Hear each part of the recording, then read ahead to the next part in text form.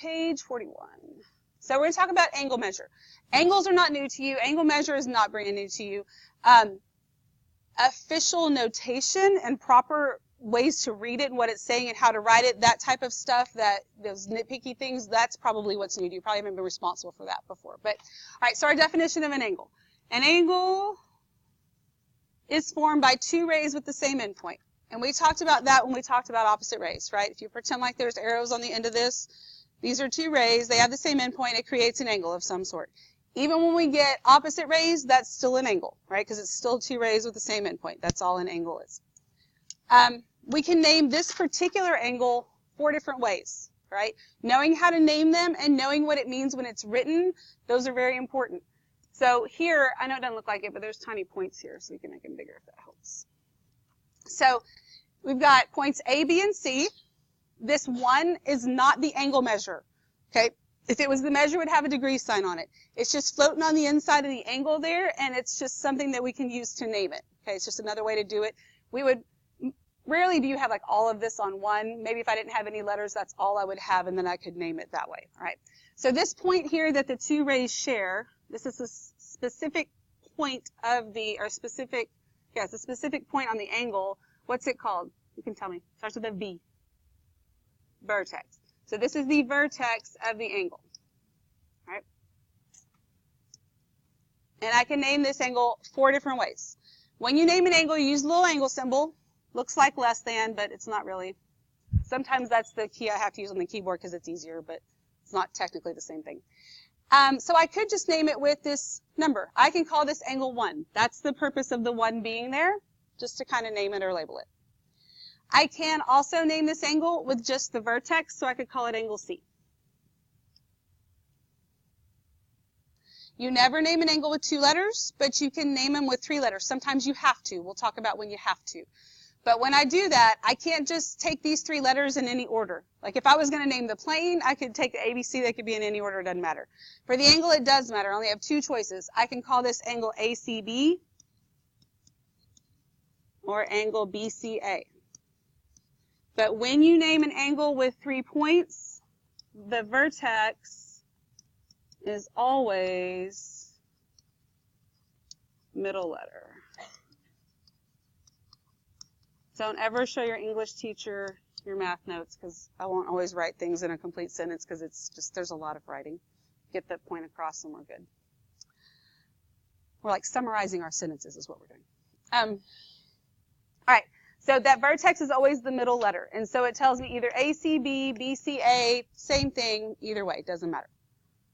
The reason I can't just totally mix it up is if I had like a, let's say if I was looking at this triangle, and I'll use different letters so it's not confusing, DEF. So angle DFE and angle EFD are the same thing, right? But angle DFE and FDE are something different, right? So that the middle letter there tells you where the vertex is so you know which part you're looking at. Okay, we all good with that? All right, now let's look at this angle over here. How many angles are actually in this picture? 3. 1, 2, 3. You see the 3 angles? So there's a big one and 2 little ones, right? So for the purposes of this, when it says this angle, we're just talking about the big one. Okay, so we're just going to talk about how to name the big one. So do you think I could name this big one angle T? If I said angle T, yeah, you don't know which one. It's like if I said right now, hey, 9th grade boy, right? Do you know who I'm talking about? Who I'm specifically talking about? I don't know, right? Angle T, I don't know. There's 3 of them that come off of that vertex, right? So this is not okay. It's okay over here because there's only one angle that I have coming off of that vertex. There, if there's more than one, I can't call it that. Okay, we okay with that? So that means I only have 2 options over here. I can call this angle QTS or angle STQ. That's it. Right? There's no numbers. Like if there's more than one angle, there'd be no way for me to call this big angle with a number. There's nowhere to put it there. I could name these 1 and 2, but then I'd be talking about the smaller ones. Okay? Everybody good with that? So knowing how to name them correctly And then when it's named, what it's talking about, so you would know which piece we're looking at. We all good? And there's nothing wrong with naming an angle that looks like this with 3 letters. I personally would never do it, because why make it harder on yourself, right? So there's nothing wrong with it. You could see it that way, but when you're having to name them, make it easier on yourself and just do, whatever you have the option of. Okay, but it's not wrong the other way. Okay, so other things we know about angles. We know that angles are measured in what kind of units? Degrees. Okay, so I'm going to put degrees. Do you know of anything else besides degrees? All right, so I'm going to put a little star here because it is degrees. As far as you're concerned right now, that's all you've got. There's more things out there, just like I could use feet and inches or meters maybe, or miles or whatever. There's different units for length. There's different units for angles. But right now, degrees is all you know. We'll talk about other ones later on this semester. All right, so when I want to measure an angle, the geometry tool you use, what's this thing called? Protractor. Yeah, and see, sometimes there's hints right there. Okay, so it's called a protractor. So we have a protractor postulate, which is not like a super important postulate, but what I notice is that there are probably a lot of you, maybe all of you, I don't know, if the actual little plastic protractors, how many of you have never been given one in a class to measure angles with? Anybody? I mean, raise your hand. Yeah, see, that makes me sad. Okay, and you do more than, they serve more of a purpose than just making little arcs and like for drawing. So I'm not going to hand you one right now, maybe later on, but we'll just kind of look at how it actually works. Because what I've noticed, even if you have been handed one before, sometimes we still don't know how to set it down on a piece of paper and what the heck is even going on. But what this says is given line AB. So we're going to draw a line on here. In this circle that's in the middle, you've got this little like cross that's in here. So the line is going to go through like this. So I'm going to use my little tool here I'm going to have to do it in 2 pieces. So I can hopefully get a decent line. So draw your line right through there. Okay.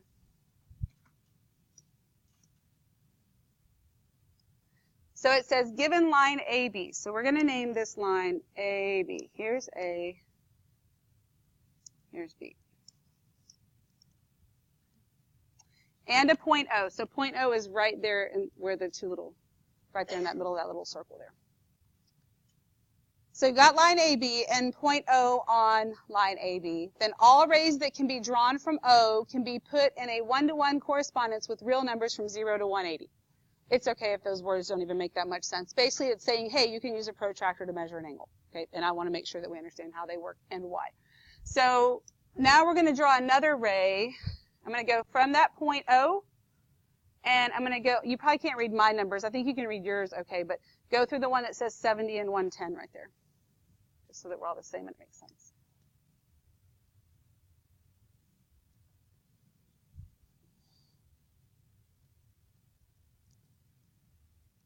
All right, so and then we're going to name this C.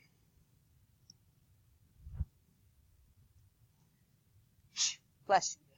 So I have this angle BOC, right? When I write this represents the picture, the actual angle itself. What we're going to look at, though, is the measure of it. So when we did that with segments, we just left the little line segment off the top, but we don't just leave the angle off and have 3 letters. That doesn't make any sense. We put a little M out in front of it, and that means the measure of angle BOC. Okay. So this actually can be equal to a number then, because the angle itself can't be equal to a number because it's a picture. All right, so when I look at angle BOC, goes through this right here that has 70 and 110. And remember this, you can't go by the way it looks. Okay, does this look like an acute angle? Yeah, it does, but that doesn't matter. Okay, you cannot go by the way it looks. So think about if I can't just say, well, because it has to be less than whatever, because you don't know that because you can't go by the way it looks. How do I know which number to use, the 70 or the 110? What do you think? Okay, how do you know which one to use? Uh-huh. Okay.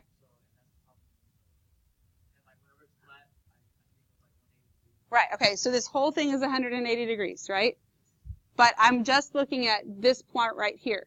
So if I'm going to start here and open this way, would I start at 180? Think about that. Does that make sense? Okay. But good, because because the rest of y'all are probably thinking, why in the world would he think it's 110? So he wasn't even trying to go by the way it looks, which is what I was saying, and that's good. And you were looking at the numbers. This is what we want. But when you think about it being here, like if it was closed and I'm going to open up this way, right? I'm going to start at 0 and it gets bigger, right? And so 0 is the bottom row of numbers, so I come around here and I get 70. Okay, that's how you read a protractor. Okay, so this is 70 degrees. So then when we look at the measure of angle AOC, AOC is over here, so I'm going to start here at 0, which means I'm looking at the top row, and that goes around, and that is where you get the 110 from. Okay, does that make sense? All right. Once you have a basic understanding of a protractor, because, yeah, that might be something you actually need to use sometime in your life. But, yeah, if I gave you a plastic one and a piece of paper with some angles, it's comical sometimes watching y'all try and put it down on there, but we'll get there later. That's one of the things we might have to skip right now. Okay. So let's go to the next page. Now you've got these 4 kinds of angles. We've got acute, right, obtuse, and straight. Are those all things you've talked about before? Yes. Okay, so I want you to think without speaking. Without speaking means you don't talk or make any noise to your neighbor. I don't know why we don't understand what that means. And I want you to think about what these mean.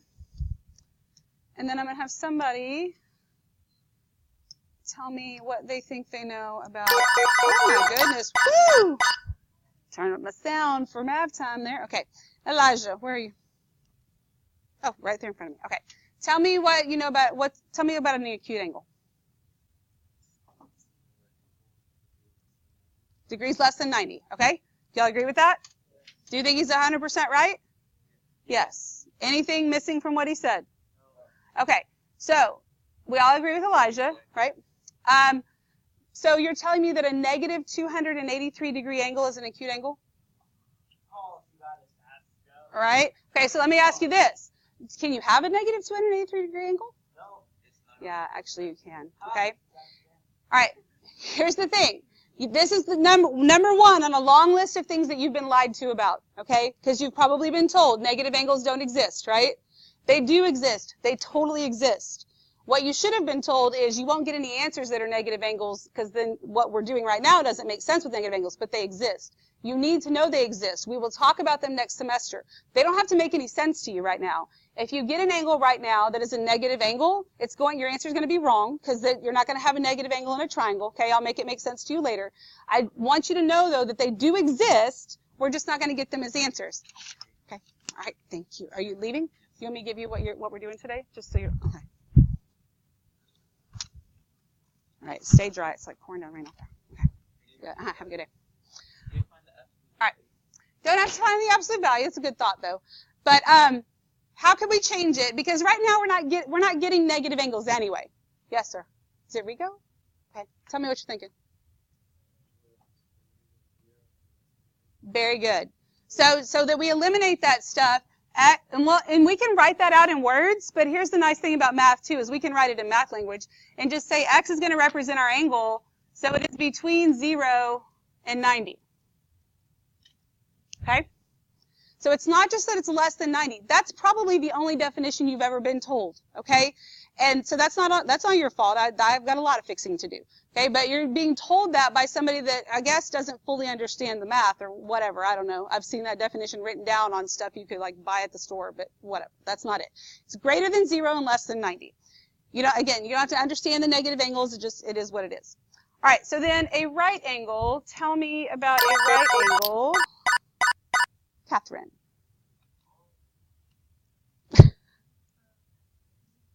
Okay. Can it be anything other than 90? Could it be a 91 degree angle? Be a right angle? No. Okay. So in this case, we can just say x equals 90. And we don't have to use, it's an angle that measures exactly 90 degrees. We don't have to use the word exactly with this because if it equals 90, that's all it can be. We're not assuming anything else. All right. So then obtuse angle. Tell me about an obtuse angle. Eric. Where's Eric? Okay. Tell me about an obtuse angle. Greater than 90 degrees? Okay, y'all agree with that? 100%? Not 100%. Okay, yes, sir. Okay, but if I'm less than negative 90 degrees, you're trying, but... Yes, very good. Is that what you were going to say? What's your name? Santos? Okay. Yes, because A 532-degree angle exists, okay? It's not going to make sense in a triangle. If you get that kind of angle right now, you're going to be wrong, okay? But next semester, we're going to talk about negative angles. We're going to talk about angles greater than 180, all that kind of stuff. So you need to know they exist. That's one reason why we have to write it like this. It is greater than 90, good, and less than 180. Okay. Then what's the measure of a straight angle? 180. Okay, so x would just equal 180 degrees. It is. Okay. So we're not concerned with angles that are greater than 180 right now. Like I said, we'll get into that stuff later, but just know that they do exist. Okay. Any questions? All right, so let's look at this protractor and get through this kind of quickly because it should hopefully be easy. We've got, says angle COA. So here's my angle COA. I think you can read the numbers on your paper okay. What's the measure of that angle? 45 degrees. Okay. So that's 45 degrees.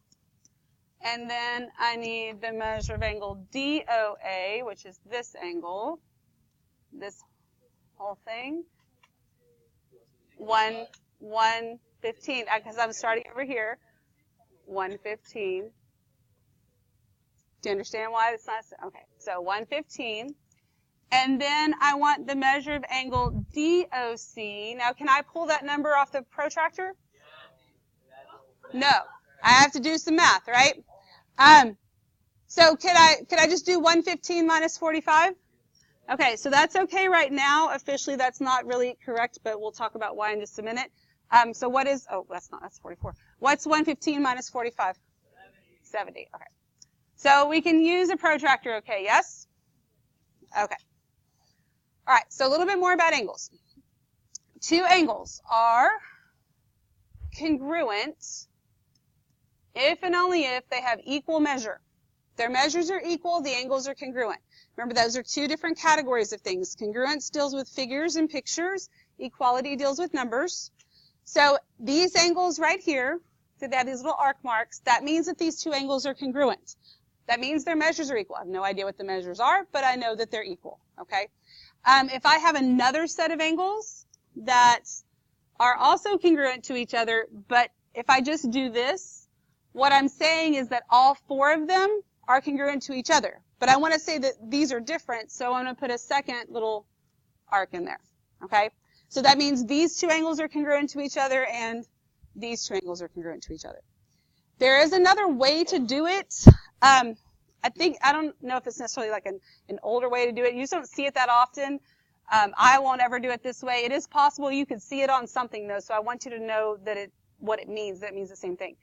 If I want to say that these are different, instead of adding like an extra arc on there, sometimes you might see it like this, where they put the little hash marks on the arc instead. It's the same thing, and it's proper. There's nothing wrong with it. It's kind of a preference of, whatever, maybe which textbook you use, that sort of thing. You don't see it that often, but I just want you to know it's not something different, okay, if it does pop up. It's the exact same thing, okay? All right, so this right here, we said this on the front, but I want you to have this written down. This right here, this you read as measure of angle ABC. Okay, because you got to know how to say it right and what it means. So if the measure of angle ABC is equal to the measure of angle DEF, the measures are equal, then angle ABC is congruent to angle DEF.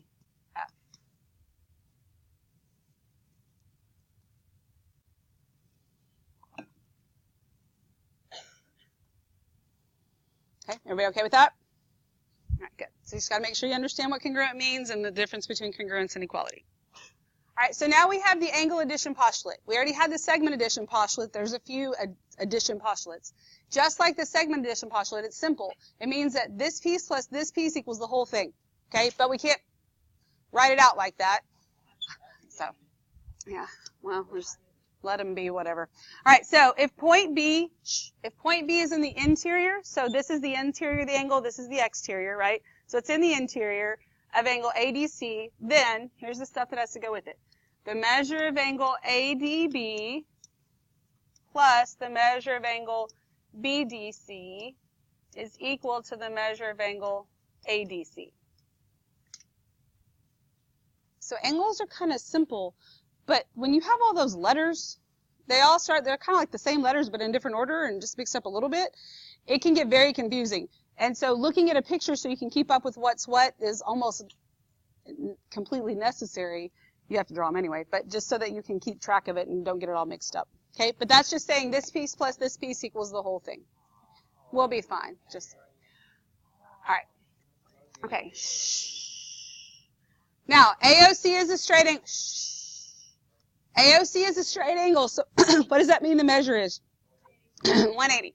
So straight angle means that it's 180 degrees. So this is like a little subset of this postulate.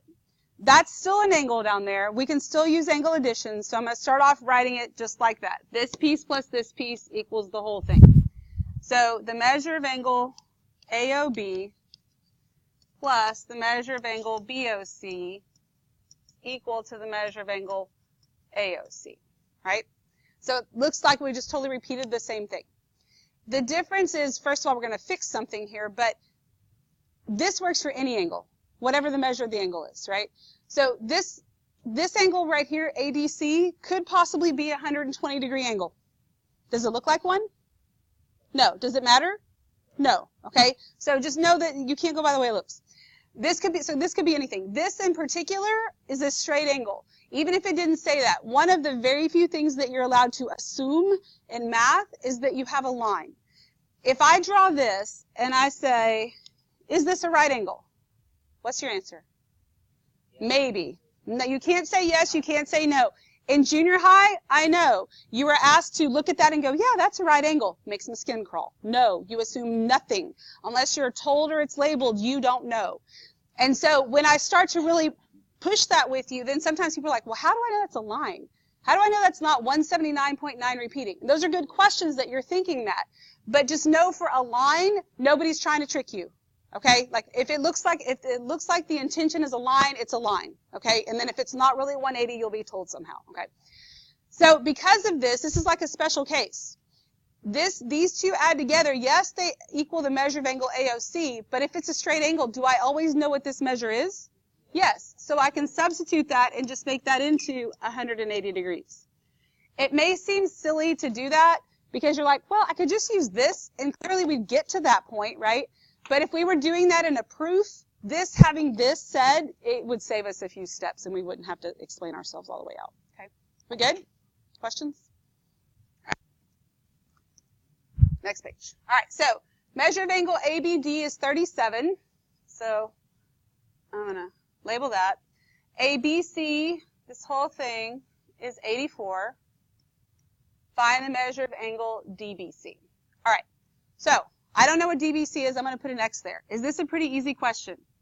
Yes. If you already know the answer, I don't care. You probably already know the number. It doesn't matter. Nobody cares. You're not impressing anybody, okay?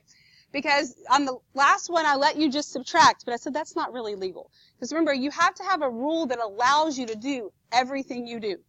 So there is not a postulate that says we can subtract. There's no angle subtraction postulate, right? We have to think and act algebraically in everything we do, okay? Because we're trying to get into proper mathematics so that you can move forward in your math life. So what the angle addition postulate says is this piece plus this piece equals the whole thing. So that's what I have to write down.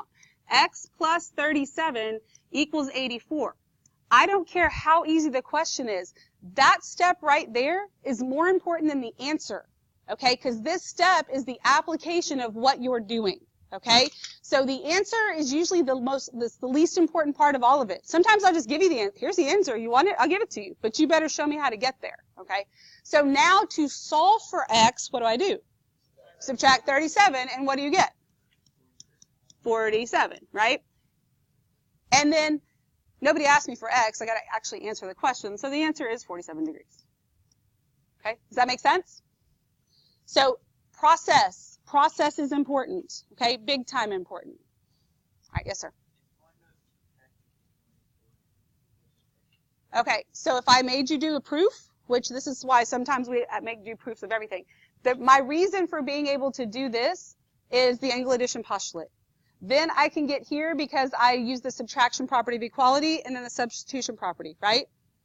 Where is your, right, because where's your reason that I just get to subtract? Like there's nothing that says, hey, I just get to subtract angles. Does that make sense? So that's the setup, because that's where it's coming from. And this is super easy. A lot of times the examples we start with are super easy, and it is harder for you to go, why do I really have to do that? Because if you're consistent and do that every time, then when things get wackier, you're not even thinking about it. You just do it, and you move on. Okay? Does that make sense? We good? All right. Then we have a ray that divides an angle into two congruent angles is an angle bisector. Okay, an angle bisector. And draw a picture here.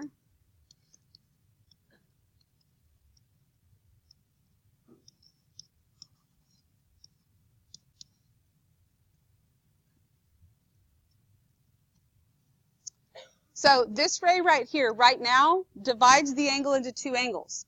But this doesn't show that it bisects it, right? Because this right now is just two pieces. If I do this, then I've shown that it bisects it. Okay? Because they're congruent. So ray BC bisects angle ABD. And then I also know that angle ABC is congruent to angle CBD. We good?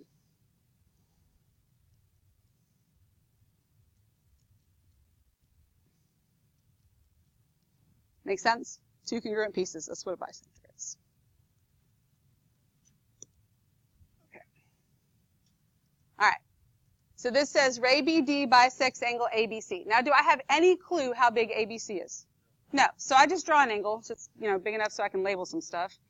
Maybe it's an obtuse angle in the end. I don't know. It doesn't even matter. So here's angle ABC.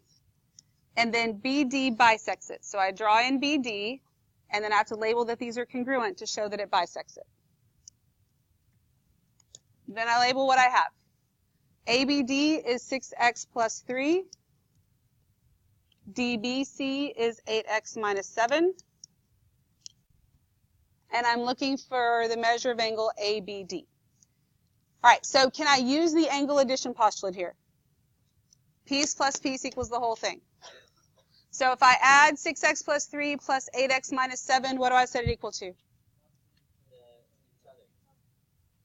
Well, no. Hang on, back up. Shh. I didn't ask you what to do.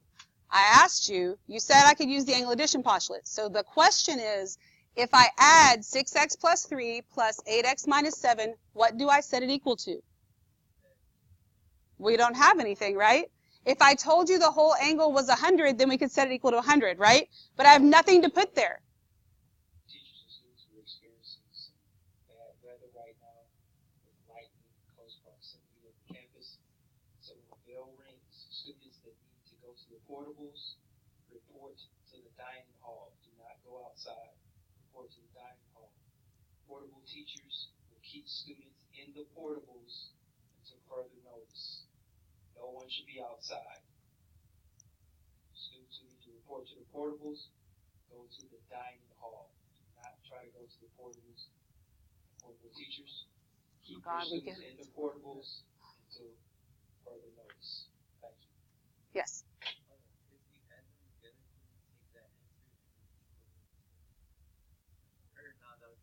Yeah, see, first step, zero work. You just plug it in. That's why I don't have anything that's... So angle addition postulate isn't going to help me here. It would if I knew the whole thing. But I do know that they're congruent, which means what's true about their measures? They're equal, okay? So that means I can take 6x plus 3 and set it equal to 8x minus 7, right? That means I understand what a bisector is and everything. Then I just solve it. No, wait, did I do that right? Yeah. Okay, so 2x, so then I get 10 equals 2x. So x equals 5. Did anybody ask me for x?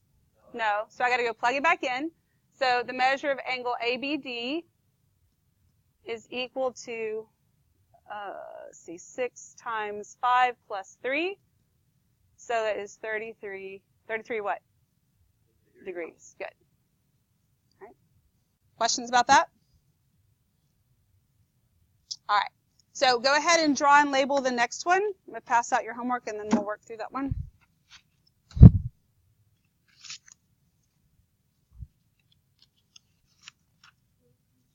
Yes, go ahead and draw and label the last one. Oh, okay. You know what? They did not make my copies. Oh, no, I do. I have them. Never mind. I lied.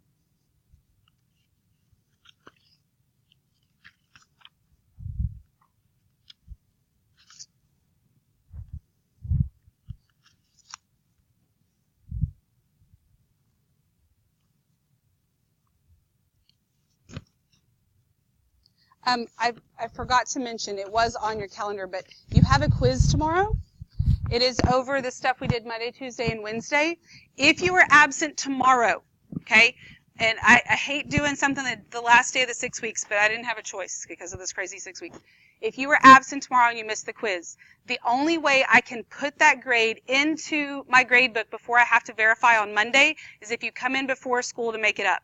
If you can't come in, I understand that. I'll have to put in a 0, and I can fix it later. Just know that it takes a couple of days before I'm allowed to go back in there and fix it. Like, it's not going to hurt you in the long run, but, you know, it's okay if you have to come in later. Just know that that's the only way that it's on the paper copy you're going to get, which is kind of archaic anyway. So it's fine. And I can change it on your paper copy. But all right, let me see if I can get through this before the bell rings. I think so. So QS bisects PQR, right?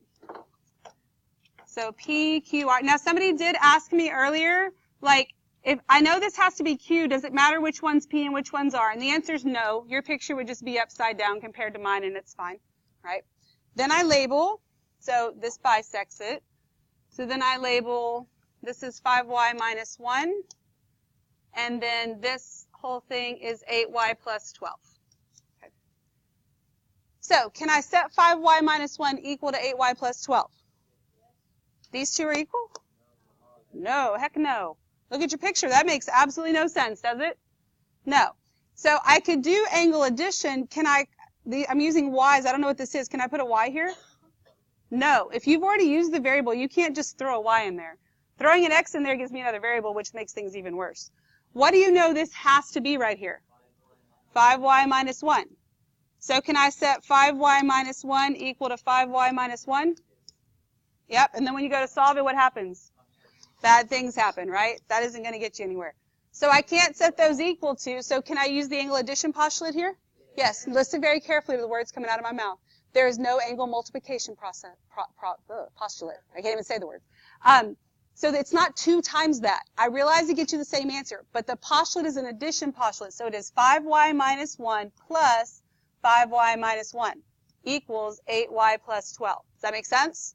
That is showing the geometry postulate. Then you solve it. Yes, you do get 10y minus 2 at that point, but you better not start off that way because the first step is you just write it down.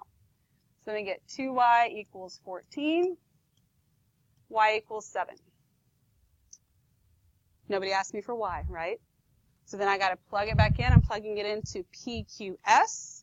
So that's 5 times 7 minus 1. Whoop, measure of angle PQS is what? 34 degrees. All right, have a great day. Don't forget your homework.